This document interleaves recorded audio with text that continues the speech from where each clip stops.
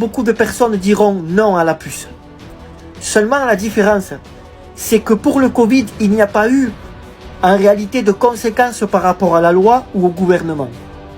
Mais là, elle sera obligatoire. Cela veut dire qu'il y a un gouvernement qui va être mis en place, qui s'appellera le Nouveau Monde. Il y aura la paix entre Israël et la Palestine. Il y aura les États qui s'uniront autour d'un seul homme. Ils l'appelleront l'homme de la solution. Ça sera l'Antichrist. Lui, la Bible dit dans l'Apocalypse qu'une couronne va lui être donnée.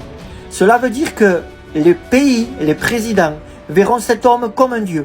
Il sera accepté partout. Et tout le monde fera ce qu'il dit. Parce qu'il relèvera les ruines. C'est lui qui donnera du travail à beaucoup de personnes.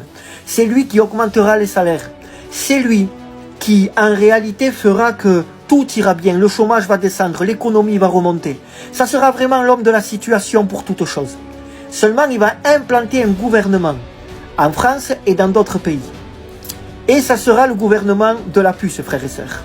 Là, beaucoup de personnes vont se faire pucer. Maintenant, les personnes qui diront non, que va-t-il se passer? Réponse. Apocalypse chapitre 13, verset 17. Et que personne ne puisse acheter ni vendre sans avoir la marque, le nom de la bête ou le nombre de son nom. Premièrement, si tu restes là, quand il y aura la grande tribulation, si tu fais partie du gouvernement de l'Antichrist, tu ne pourras plus acheter de la nourriture, ni pour toi, ni pour ta femme, ni pour tes enfants. Tu verras tes enfants te demander un paquet de gâteaux, te dire qu'ils ont faim, et tu ne pourras pas. Tu les verras se tordre par la faim. Et tu ne pourras pas leur acheter à manger. Pourquoi? Parce que tu n'auras pas cette puce dans ton poignet. Et l'argent, les billets ou les pièces ne serviront plus à rien. Ils n'auront aucune valeur, frères et sœurs. Parce que tout va bientôt changer. Deuxièmement, ce qui va se passer, c'est que ceux qui ne voudront pas se faire mettre la puce, ceux qui auront dit non, ils seront poursuivis. Ils seront poursuivis par la police, mais par les soldats aussi. Parce qu'il faut savoir une chose, frères et sœurs, c'est que dans ce nouveau monde qui arrive, il n'y aura pas que la police qui sera mise en place sur les territoires, mais aussi des soldats et des armées. Ils seront poursuivis, ils seront vus comme des personnes recherchées, comme des meurtriers, comme des personnes qui se seraient évadées de prison. Ils passeront aux informations. Vraiment, ça sera vraiment une catastrophe pour eux parce qu'ils vont courir de droite, de gauche, ils vont essayer de se cacher. Mais en réalité, frères et sœurs, ils seront retrouvés par les soldats. Il y aura des policiers, des soldats qui vont demander à certains de tes amis, s'ils te connaissent, ils viendront chez toi faire des perquisitions. Vraiment, ça va être terrible, frères et sœurs, pour ceux qui ne voudront pas se faire mettre la puce.